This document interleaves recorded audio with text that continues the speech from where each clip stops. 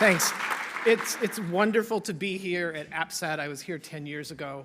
I'm going to leave you today, I hope today, with a talk that there's a stimulant treatment on the horizon. This is meant to be a hopeful talk, but it's also I'm going to work you a little bit here. So let's go to work. So my disclosures here, I also know there are learners in here, and I do want to point out a couple things. I do get clinical supplies, but I also have I have the privilege of a long and sustained career funded by NIH, and there are two things, my CHIP study here that was just described. We have pilot projects, so please check out our website. The pilots will become open soon, and it would be great to pair learners with our senior faculty to be able to be doing studies at the intersection of HIV and comorbid substance use, mental health, and structural determinants of health. And also, we have the M-Study cohort, which is a cohort of gay and bisexual men who have sex with men from diverse cultures. They're kind of young. In Los Angeles, by purpose, half are HIV positive and half negative. By purpose, half are drug users and half are not. So it allows for we have a lot of biological samples.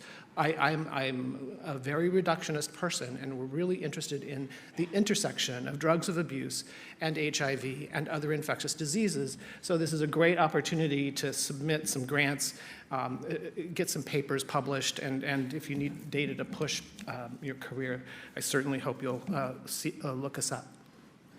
So the objectives for today, I want to spend some time, not a lot of time, understanding the epidemiology of stimulant use disorder. We're going to talk about the neurobiology, the development of stimulant use disorder, the maintenance of disorder, and the treatment of the disorder. And we're going to keep coming back to this issue of neurobiology. Okay, I saw the slide. This is a big behavioral crowd, but we're going to keep coming back to the neurobiology. And why is that? Because I've worked with stimulant users for the past 25 years, and I am convinced that across this disorder, stimulant use disorder, the commonalities are about neurobiology, not about people who are the same.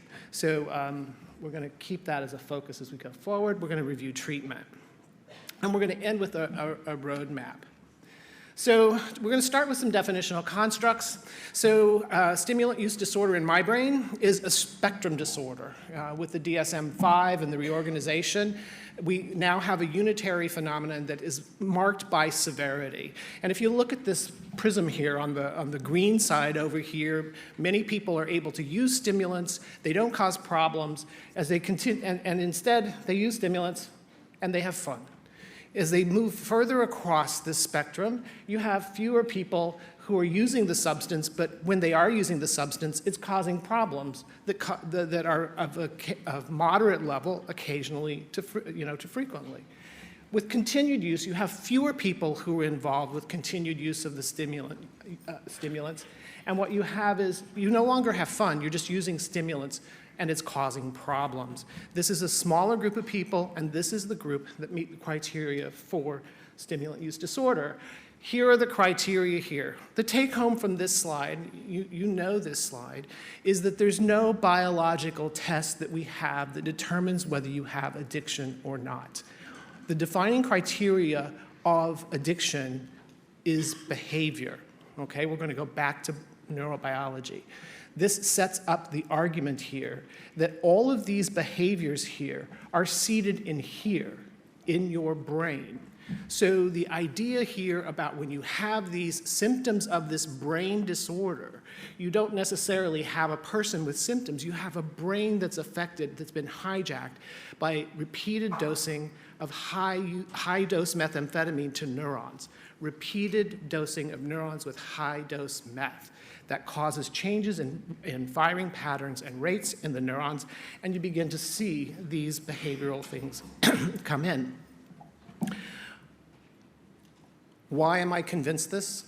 Because 25 years I've worked in Los Angeles, I've worked in Hanoi, I've worked in Cape Town, and that wonderful story from Mr. Everett Smith, who opened the meeting, talking about how meth addiction affected his family, that all of those stories are pretty much the same. So all around the world, what happens is the road into becoming someone who's affected by methamphetamine use disorder may have different reasons about why you first start using meth. It can be to have fun, to do all kinds of different things. It can be culturally linked. It can be different across the populations around the planet. But once you've dosed your neurons enough times with high doses of methamphetamine, the process of neural adaptation happens and addiction sets in. And that's where the commonality comes in. And we're going to be focusing on this as we move forward. One of the things we want to start with is the current epidemiology. It's great to be in Australia. This paper here, if you haven't downloaded and read this, is something you should do before you leave here. This is an amazing paper by an Australian group led by Michael Farrell, Rebecca McKeaton, Louisa Dagenhart, and a whole bunch of other of my heroes who were kind enough to include me on the author line. Still, it's an amazing paper. It's important that it came from Australia, so you should know this paper. And it's also important because it is the world's best compilation of what we know about methamphetamine around the world. Okay, what we see here is that Australia leads the world in terms of prevalence of methamphetamine. That's exactly the truth. In North America, we come in as a far second. As well, you can see here in Southeast Asia and in China, there's a lot of folks who are using it. In some parts of Europe, you can see the prevalence of amphetamine going up. You can see here, there's two things going on. One, in Australia, the prevalence continues to be, this is Louisa's paper from a couple of years ago, showing that the highest rates of prevalence happened around the turn of the century. But there's about 2% of the Australian population who are adults who are using amphetamine regularly. That's an outstandingly high rate of people across the population. And while the peak of the prevalence happened a while back, what we know is that the problems, of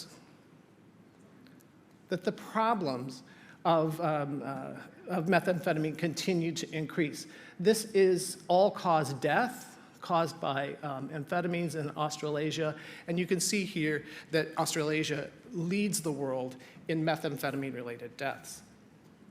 Here's North America. Just by comparison, you can see it's quite a bit less. In US, we have an ongoing opioid epidemic. You may have heard about it. Last year, we lost about 68,000 Americans related to the opioid epidemic, which is just horrible. I've built my career on stimulants, and I'm now working in opioids. But I work in Los Angeles, where methamphetamine is very popular. What we also see here, these are deaths in West Virginia, and what we can see here is that everything seems pretty stable. Oops. Everything seems pretty stable over here, 2012 to 2015, and then in 2015, these are deaths due to fentanyl. Look at that slope. You know, pretty crazy slope in terms of deaths. But look here, out in the hollers of West Virginia, you have this slope going up of methamphetamine, which set off alarm bells. And now we have what we call the fourth wave of the opioid epidemic. And this is the involvement of deaths related to opioid use from the involvement of methamphetamine and, to a lesser extent, cocaine. And in Los Angeles County, we can dish. You can see here that in the decade since I've been here, that the rates of deaths, the percent and number of deaths in LA County have been going upward at an alarming rate. And marching in parallel fashion are rates of hospitalizations and ED utilization. So we got a serious problem here.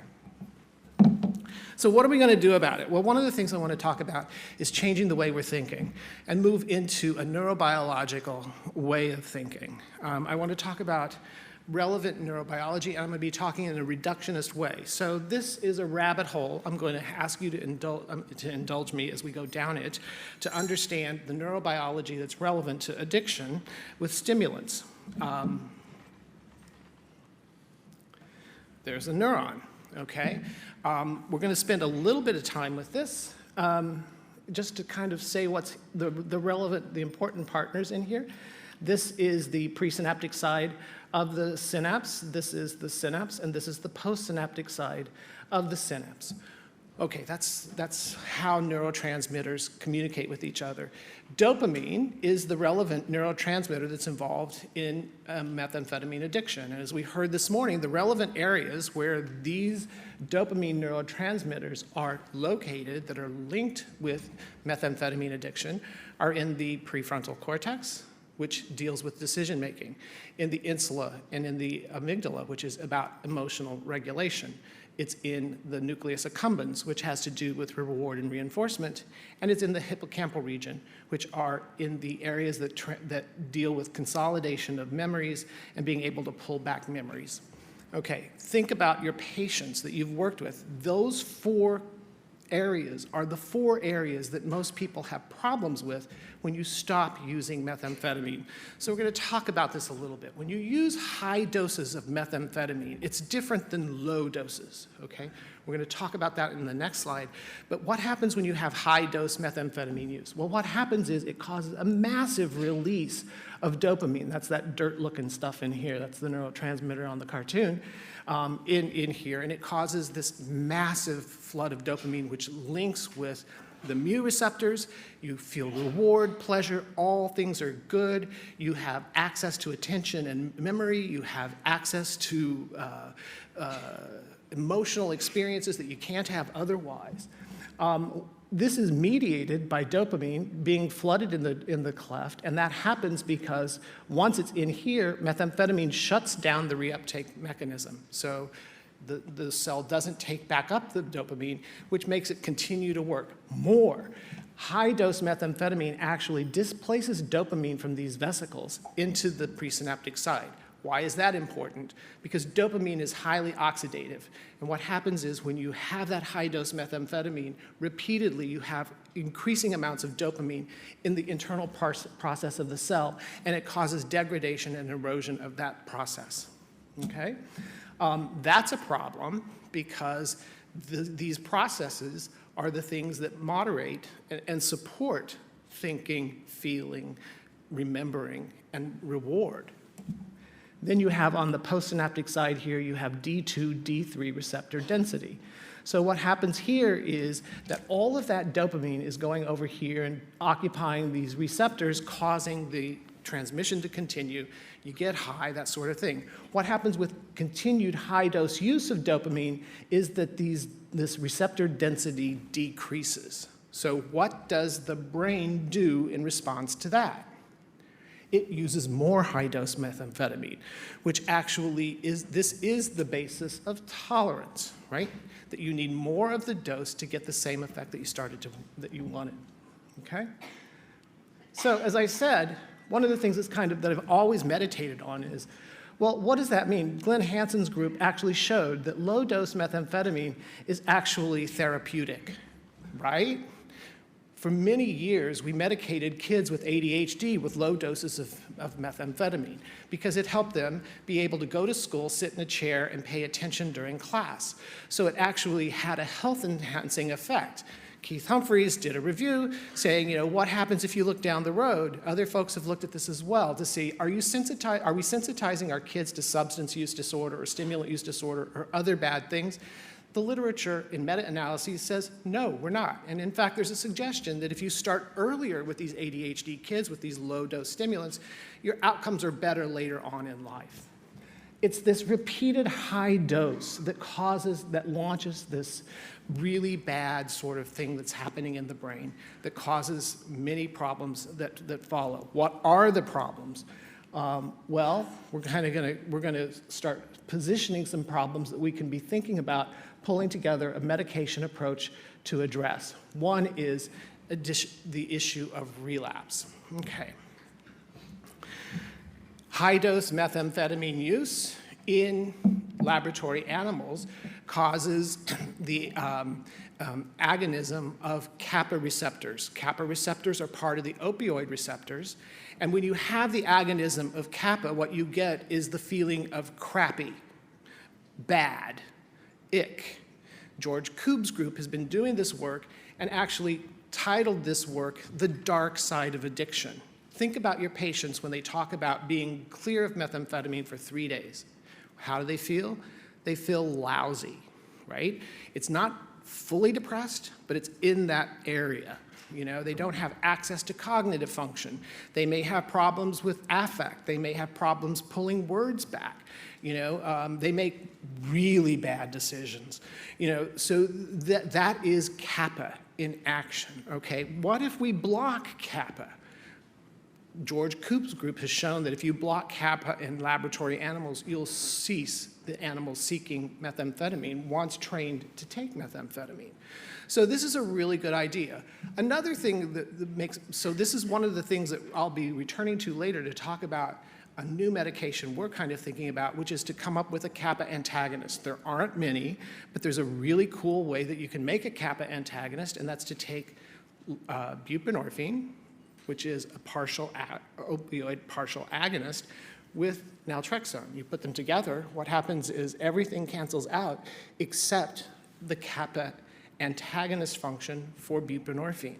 So you actually can use that combination pharmacotherapy as a Kappa antagonist. There's some preliminary data that suggests with cocaine that that might be a smart thing to do, but because a lot of this work is developed with methamphetamine in laboratory animals, it may be even smarter to be thinking about using a Kappa antagonist as a potential methamphetamine approach. One of the reasons why this is important in the dark side of addiction is that the long-term withdrawal symptoms that go on, that day that never seems to break with the sun, actually leads to a long stretch of really bad things. What is the solution to that?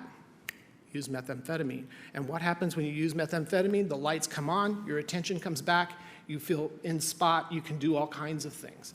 So that's called negative reinforcement. Right? And once that negative reinforcement cycle gets set in, it's really tough to get long periods of protracted abstinence for people who have repeatedly dosed their neurons with high doses of methamphetamine and have now this neural adaptation and amphetamine use disorder. So the idea here of using something like a Kappa antagonist that might be able to change affective style, or maybe using something like mirtazapine might be a way to change affective function to be able to help people in these areas. Cognitive dysfunction. Why is this important? Remember I talked about how that dopamine is oxidative and it causes stress in those presynaptic sites of the neuron. When you stop using, one of the worst things you can do if you're a regular user of methamphetamine is to stop using meth. Why is that? Because when you stop using meth, the brain launches a massive immune response. So there are a release of pro-inflammatory cytokines, hormones, and microglia that go and that are activated, and they go and they clean up the mess. So what's happening is those processes are being cleaned up. What is, how does this function in terms of people and the recovery? Well, those processes that talk to each other may have coded for words like methamphetamine or my uncle's name or something like that, so that when you actually call for that later on, it's not there. Or it may be an affective thing. So the idea here is you have people who are in the setting having this massive pro-inflammatory cytokine response. E.D. London's group was able to show that it's a significant pro-inflammatory cytokine response that leads to a significant reduction in gray matter volume loss after 28 days of abstinence. So it's measurable and it's real. So one of the things we could be thinking about is coming up with medications that might slow that immune response to be able to preserve cognitive reserve when people need it early on in treatment, and to be able to think about being able to better equip our patients to be able to make it through their lives in that mid to longer term recovery process. And then finally, decision making. It's not all about D2 and D3, although it's a lot about D2 and D3. It's also about D1. So D1 is the part of the dopamine system that deals with appraisal of threat. And between the D1 and D2, it's not just about whether you have it or not. It's also about the relationship, the ratio of these two neurotransmitters. And there may be some ways that we could be able to improve decision-making in those settings using medications that address D1 and D2. So thinking about these pharmacotherapies, here's our scoreboard so far. It sucks. We've done a lot of things, and we've done a lot of things poorly. In 25 years, I can tell you today that we're doing things a lot better than we did when I first started in this field. We now pay attention to whether people take their medications or not. That's a really like a no-brainer sort of thing, but 25 years ago, we gave people bags of medicine and expected them to take it. We put them on regimens of 2 and 3 times a day dosing and expect them to take medications when I barely can take a pill once a day. So the idea about being able to think about the intersection of the population with how the medications are formulated is important and may have actually led to us putting onto the trash heap some medications that might have been helpful, particularly some of the more stimulant-based medications. There's more of a signal in here. And oral naltrexone, who knows? But maybe there's a strong positive signal for mirtazapine. We can see here from the San Francisco group that we see a reduction that's significant in terms of methamphetamine use compared to placebo over 12 weeks in terms as measured by weekly positive urine for methamphetamine. The coolest thing is that Phil Coffin replicated this finding. It's going to be published soon. He presented the data at CPDD this year and was able to show that out to 36 weeks, you saw this significant difference between mirtazapine and placebo. This is in San Francisco, so it's a replication in San Francisco, and it's a replication in gay men. So it's not a broadly effective treatment at this point, but the fact that it doesn't continue to go down, it goes like this, from mirtazapine out to 36 weeks is pretty impressive and gives a signal that there's a strong replicable signal for this medication, which is really exciting. Our group got scored, so we have our fingers crossed that we'll get funded to do more mirtazapine work, following up on the issue of can we take mirtazapine into a broad general population and see whether we see that reduction. It's about an 18% reduction in methamphetamine use, which is sort of in the area of how you think about, now I think about naltrexone for alcohol use disorder in terms of heavy drinking days. It's like, it's not gonna take you and help you be abstinent, but you are gonna get some benefit from it. And so we'll see if we're able to do that. There are other pharmacotherapy approaches that are out there. I'm going to sharpen your attention to this one. You're going to be hearing results about this trial soon. This is the Maduka-Trivedi CTN trial. This is the largest methamphetamine RCT that's been conducted to date. It's 8 sites, 400 patients.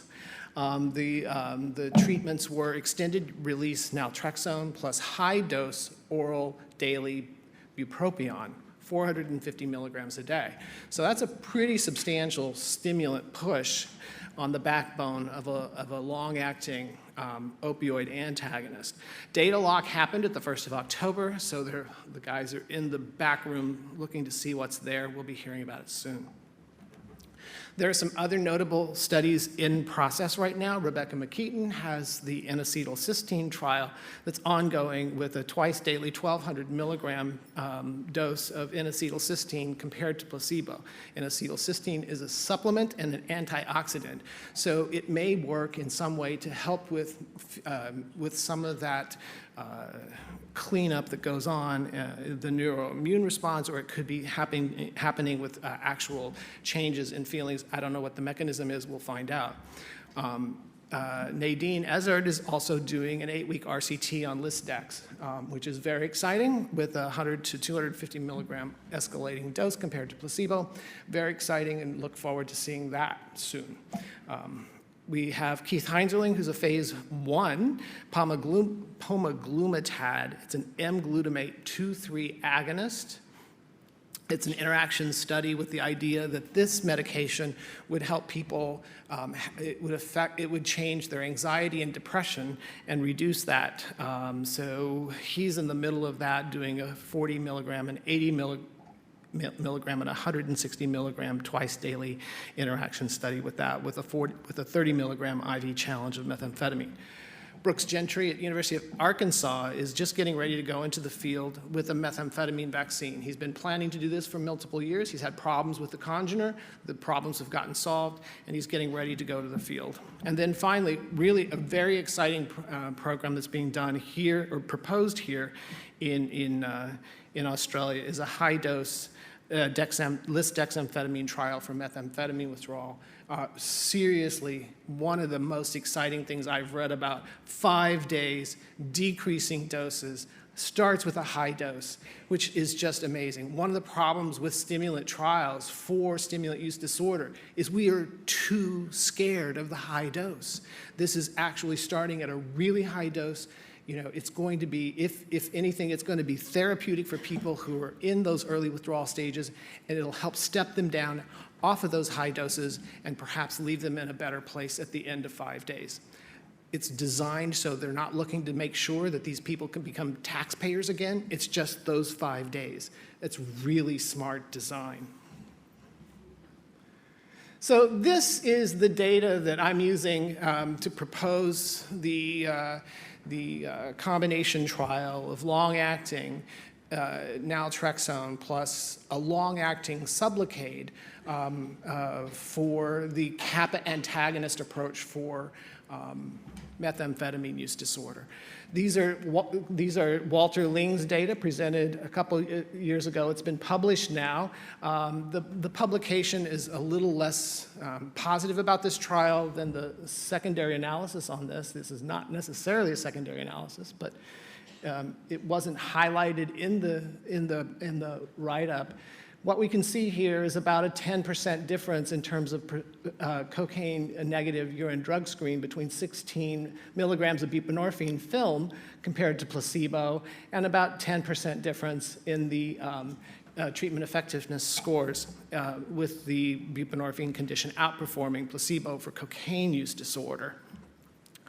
As I said, this is a nice signal, and I think that moving this combination medication into the treatment with methamphetamine use disorder is really exciting and something I'm looking forward to do. Another thing that makes me really excited about this is by having extended release naltrexone plus Sublocade monthly dosing, you eliminate drug adherence problems. So we will be able to tell at the end of that trial whether a Kappa antagonist approach has efficacy for treating stimulant use disorder with certainty, because we'll be there to push those needles and make sure they get the dose. So that's very exciting.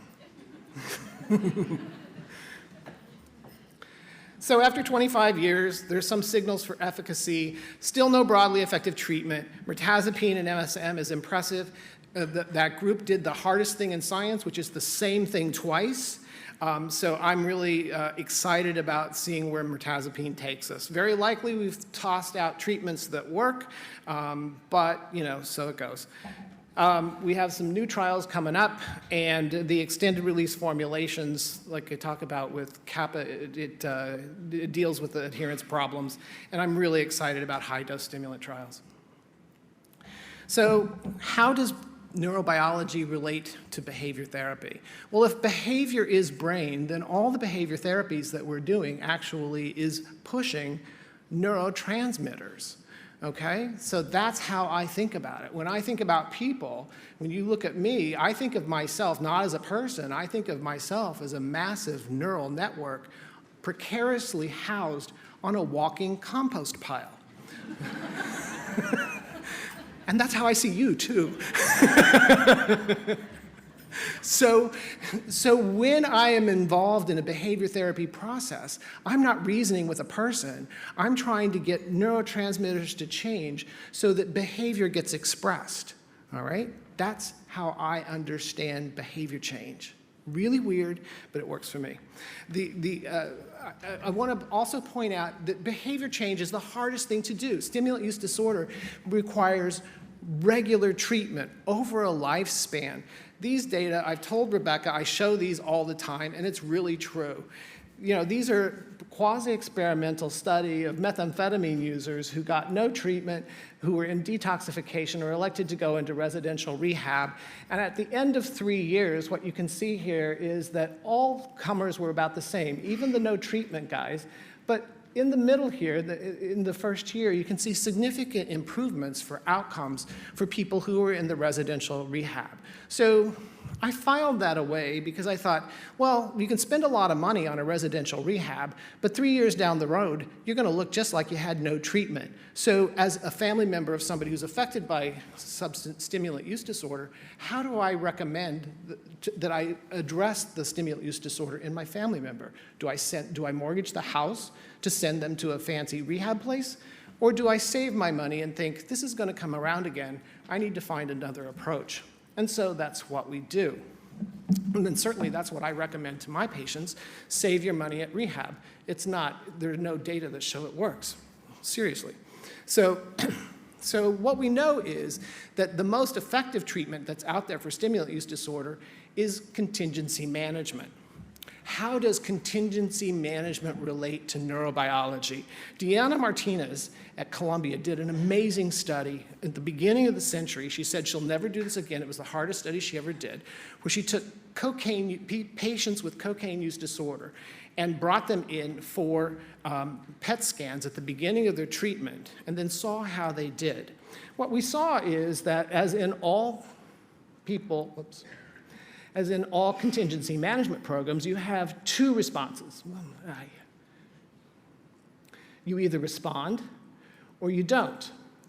And in the PET studies, what she saw was that the percent change in binding potential at the D2, D3 receptors told the story. If you had some sort of availability of a D2, D3 receptor response, you responded to contingency management. You were able to use the treatment to get well. If you didn't have that binding potential, you were SOL. You didn't respond to contingency management. Jean-Jacques Wang and Nora Volkov repeated this with talk therapy and saw the same thing, that if you don't have D2, D3 receptor availability, there's no talk therapy in the world that's going to reach out to you.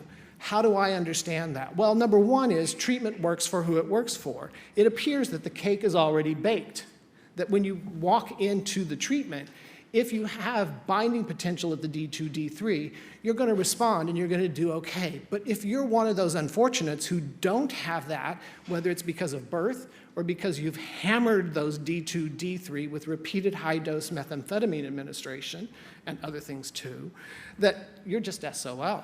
And we need to think about disaggregating our patients and begin thinking about how we treat them.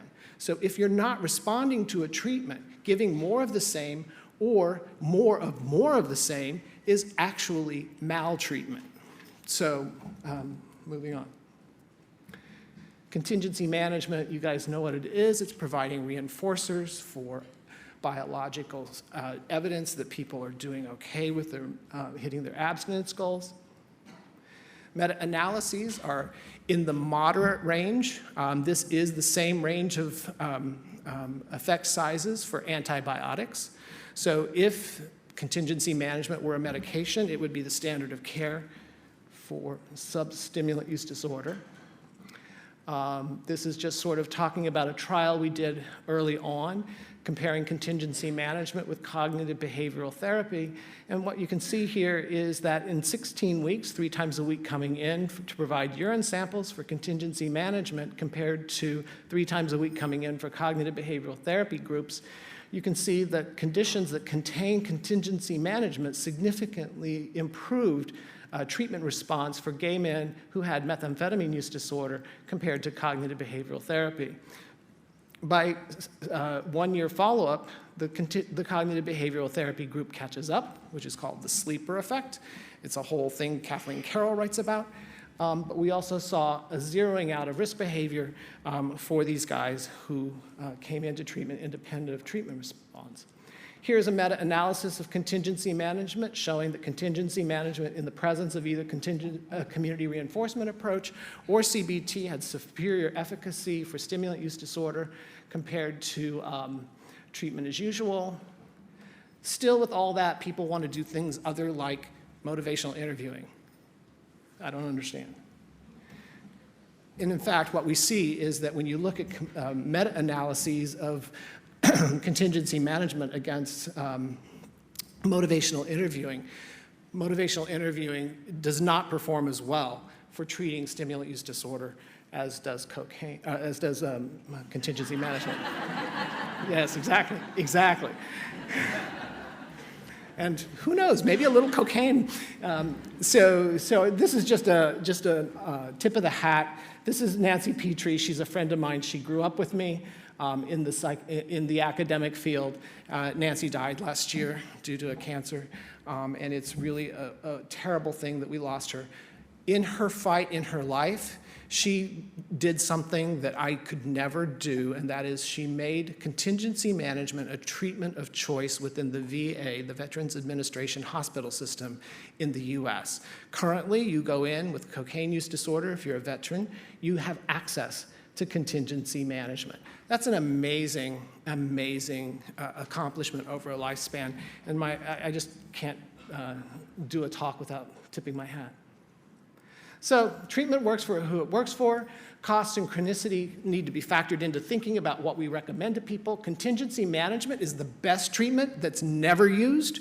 Motivational interviewing, cognitive behavioral therapy is teachy with meetings with therapists over the 12 weeks. If I had more time, I would go into why I'm not so keen on these sort of behavior change approaches. But it goes back to the initial thought about how does high-dose administration of stimulants to these brain areas change your ability to function. When we take people fresh out of stimulant use and start teaching them about things, they hear wah, wah, wah, wah, wah. That's what they really hear.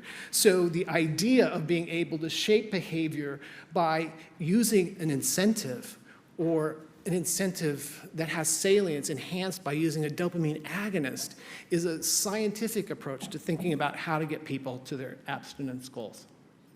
So I'm going to close here with a very brief discussion on culture and comorbidities.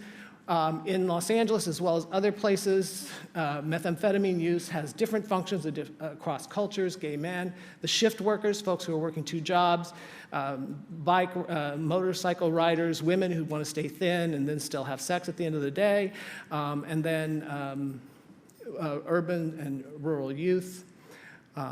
Functions of MSM in men before dependence sets in. These are many of the functions that gay men talk about. We've written about this. My colleague Kathy Reback wrote about this back in 1997. One of the things we know is that methamphetamine use in this population is a contributor to HIV incidence. In cohorts, what we see is that between 16 and 33% attributable fraction of HIV incidence among gay men, which is crazy. But what really kills methamphetamine users who are living with HIV is cigarette smoking, okay? So as my mother is dying of cigarette smoking related illness right now, I've made a commitment to never give a talk without bringing in cigarettes. So here we are. What we know in US is that lung cancer is now the primary cancer that people die from who are living with HIV/AIDS. Not any AIDS-defining cancer, it's about lung cancer. This is a serious problem. So as we're going out into our fields, if you're a clinician, please remember to bring up the issue of smoking with your patients. Let's move on to this one. I want to close with the question of what happens if I just use less of the high-dose methamphetamine damage rates to my brain? What will I find? In our cohort study, these are data that I'm in a revise and resubmit with to be able to see what happens if you have people who are using methamphetamine weekly or more frequently, less than monthly, and not at all. And what we can see is that there's a stepwise relationship in the expected direction with high-dose methamphetamine, high-frequency methamphetamine use with bad things, homelessness, structural determinants of health, STDs, with the exception of HIV. All meth causes an increased rate of HIV infection in this cohort. This is actually an important point. In ad libitum, high-dose methamphetamine-using people, we see measurable, significant improvements in health based upon exposure. So, methamphetamine has unique functional purposes in subgroups of regular users, but addiction is the same. Among MSM, there's a significant benefit to social determinants of health and some STIs with reported lower doses and frequency of methamphetamine use. And smoking is bad for everybody, but especially for meth-using MSM who are living with HIV. To close, stimulant use, misuse, and disorder are linked with neuroadaptation. It's about brain. Brain is behavior.